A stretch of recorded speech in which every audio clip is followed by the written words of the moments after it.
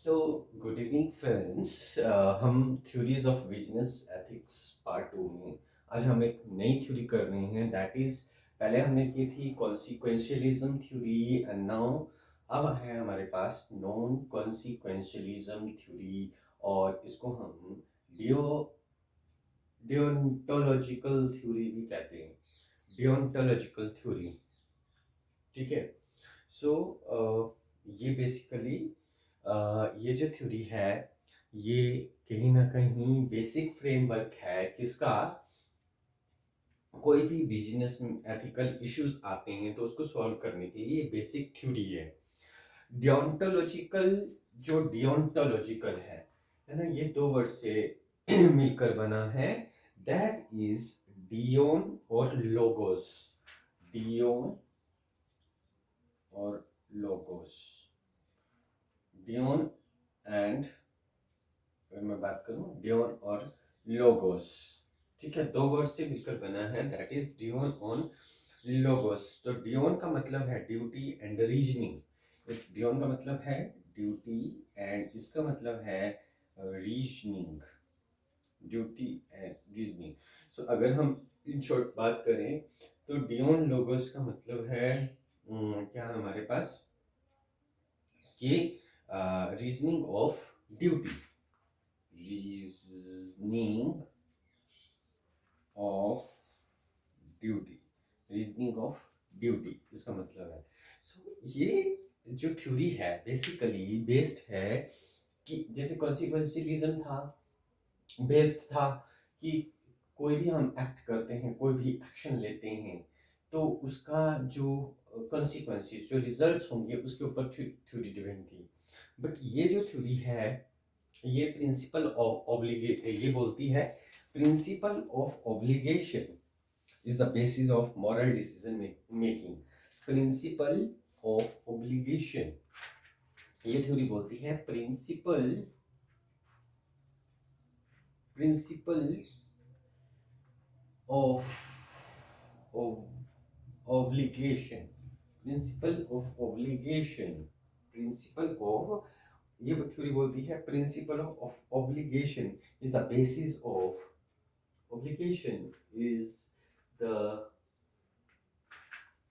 basis of, principle of obligation is the basis of any moral decision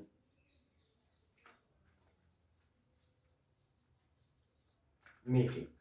Principle of obligation is the basis of any decision making, ये बोलती है। ये Greek terms deo और logos से मिलकर बना है, जिसका डियोन का मतलब है ड्यूटी और लोगोस का मतलब है रीजनिंग, रीजनिंग ऑफ ड्यूटी, है ना। सो ये principle of obligation is the basis of any moral decision making. ये बोलता है जो दायित्व दिया गया है कोई भी किसी भी काम करने का, दायित्व का सिद्धांत के ऊपर बेस्ड है ये, है ना। तो वो वही बताता है कि क्या सही रहेगा, जो भी आप बिजनेस में डिसीजन ले रहे हैं उसमें क्या चीज़ सही है, ये थ्योरी बताती है। नाउ ये थ्योरी प्रपोज करती है कि फॉर एग्जांपल हमें कोई फाइनेंशियल डिसीजन लेना है ना, तो ये ना एडवांस में बोलती है कि अगर हम प्रॉपर रूल्स और रेगुलेशंस को फॉलो करते हैं तो ऑब्वियस सी बात है ना कि हमारा दायित्व है ना कि हम जो है प्रॉपर रूल रेगुलेशंस का फॉलो करें, है ना। जब भी हमको फाइनेंशियल स्टेटमेंट बनाते हैं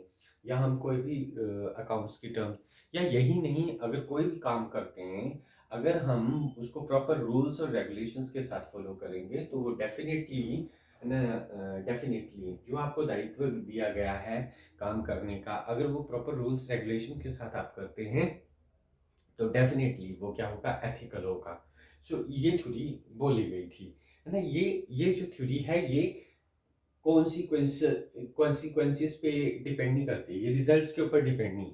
ये बोलती है कि जो आप काम कर रहे हैं अगर वो प्रॉपर वे से काम कर रहे हैं, प्रॉपर रूल्स और रेगुलेशंस के साथ काम कर रहे हैं तो वो क्या होगा, मतलब वो सही काम होगा, वो प्रॉपर लॉजिक में काम होगा। Now there are two types of deontological theories. दो तरह की थी ये थ्योरीज, कितनी तरह की थी, दो तरह की थी, that is act deontology. First one is act deontology और सेकेंड इज रूल डियोंटोलॉजी।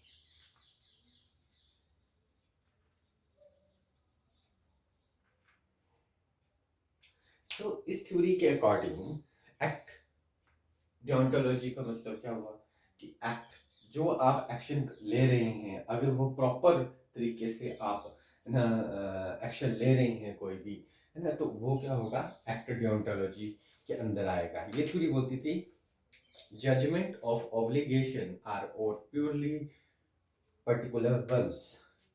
इस थ्योरी के according judgement of obligation, judgement of obligation मतलब जो आपको दायित्व दिया गया है उसके अकॉर्डिंग आप जो भी जजमेंट लोगे, जो भी जजमेंट लोगे, अब जजमेंट कैसे लोगे, क्योंकि उसका एक पर्टिकुलर काम करने का तरीका होगा उस दायित्व में। जैसे मैं मान लो कि एक टीम लीडर हूँ, तो मेरा एक पर्टिकुलर काम करने का तरीका है, ठीक है। और अगर मैं वो सही तरीके से काम करना चाहता हूँ तो मैं पर्टिकुलरली वो काम जो है सही तरीके से करूँगा। तो वो जो जजमेंट ऑफ ऑब्लिगेशन है, जो हम दायित्व उत्तरदायित्व दिया गया है, अगर मैं प्रॉपर वे से करूँगा तो वो मॉरली सही होगा। नाउ दूसरे उसमें बोलता है रूल, ठीक है, रूल डेंटोलॉजी। रूल डेंटोलॉजी में क्या बोलता है कि जो रूल्स बने हुए हैं, ठीक है, रूल्स किसी भी काम करने के लिए रूल्स बने हुए हैं, ठीक है, रूल्स बने हुए हैं, है ना। सो वो जो दायित्व मुझे दिया गया है, जो ऑब्लिगेशन मुझे दी गई है, अगर मैं उनको एज पर रूल्स फॉलो करता हूँ, एज पर रूल चलता हूँ, तो वो क्या है, जो सेट किए गए हैं फ्रेम रूल्स के अकॉर्डिंग करता हूँ, तो वो काम ऑटोमेटिकली मेरा एथिकल ही होगा, एथिकली ही होगा, ठीक है। अब इसमें ना एक कमांड थ्योरी आई थी जिसने बोल दिया था कि ये जो रूल्स हैं, इसमें एक थ्योरी आई थी कमांड थ्योरी, जिसने उसने ये बोल दिया कि ये जो रूल्स हैं ये गॉड ने ही बनाए हुए हैं, क्योंकि हमने कुछ नहीं सेट किया, ये भगवान ने ही बनाए हैं। और हर बंदे को ये मतलब दायित्व है कि उन रूल्स को फॉलो करे, ठीक है। डियोंटोलॉजिकल थ्योरी में मतलब कि ये रूल्स जो एक्शन बनाया गया है ये भगवान ने बनाया हुआ है, सम सुपर पावर ने बनाया हुआ, दैट इज गॉड, और उसके अकॉर्डिंग ही हम जो है वो एक्ट करते हैं। नाउ अब जो फेमस डियोंटोलॉजिकल थ्योरी के जो प्रोपाउंडर्स थे, जो फेमस थे, उसमें से था इम्यूनल कांट, इमा कांट, ये जो फेमस डेंटोलॉजिस्ट था, डियोंटोलॉजिस्ट था, ठीक है, ठीक है, ये फेमस डेंटोलॉजिस्ट था, ठीक है। इसने ठीक है, देन इसके अलावा WD रॉस था, WD रॉस, ये फेमस डियोंटोलॉजिस्ट है, ठीक है, जो जिन्होंने ये थ्योरी के बारे में बोला। नाउ बात करते हैं एडवांटेजेस, एडवांटेजेस की बात करेंगे। Now will talk about advantages of deontology theory. Advantages, advantages में ये बोलता है कि जो भी फॉलोअर्स थे इसके थ्योरी के, वो बोलते हैं जो भी हम काम कर रहे हैं, जो भी हम एक्ट कर रहे हैं वो एथिकली सही है, बट जरूरी नहीं है कि वो मॉरली सही होगा, ठीक है। तो ये डियोंटोलॉजी बोलता है, जैसे उसने एक एग्जांपल लिया कि एक जो है बस हाईजैक कर ली गई, है ना, बस हाईजैक कर ली गई, और उसमें क्या थे, स्कूल के बच्चे और एक टीचर था, है ना।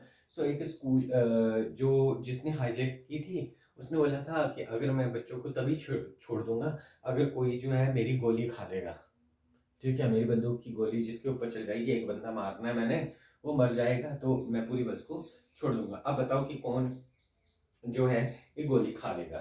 ठीक है, तो टीचर जो था उसका एक दायित्व बनता था कि वो बच्चों की सेफ्टी के लिए वहां पर प्रेजेंट था। ठीक है ना, बस में। सो टीचर ने बोला कि मैं अगर गोली खा लेता हूँ तो ये सारे बच्चे जो है बच जाएंगे। तो मेरा क्या है, मतलब जो मैं हूँ वो क्या है, मेरा जो एक्ट है या रूल्स रेगुलेशन दायित्व ऑब्लिगेशन प्राइमरी यही बनती है कि बच्चों की सेफ्टी मेरे हवाले है। इसलिए मैं मर जाता हूँ, मैं गोली खा लेता हूँ तो सारे बच जाएंगे। ठीक है। नाउ वीकनेस, नाउ हम बात करेंगे इस थ्योरी की वीकनेस की, वीकनेस ऑफ दिस थ्योरी।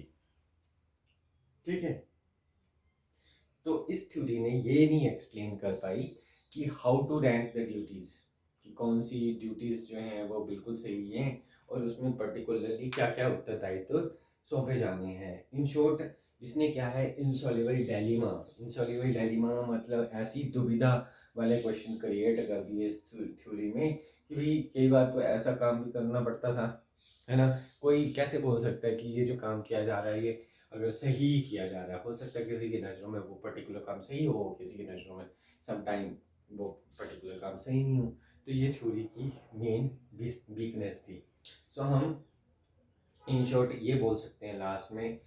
ठीक है। सो हम यही बोल सकते हैं कि ये जो थ्योरी थी ये क्या है, सिचुएशनल थ्योरी थी एक तरह से, कि वेरी करता है सिचुएशन टू सिचुएशन कि हमें कौन से एक्ट और अपना एक्शन कैसे लेना है, हमें अपना एक्ट कैसे करना है उस सिचुएशन के अकॉर्डिंग। और दूसरा ये था कि हमें कौन से रूल फॉलो करने हैं, तो ये सिचुएशन टू सिचुएशन वेरी करता है।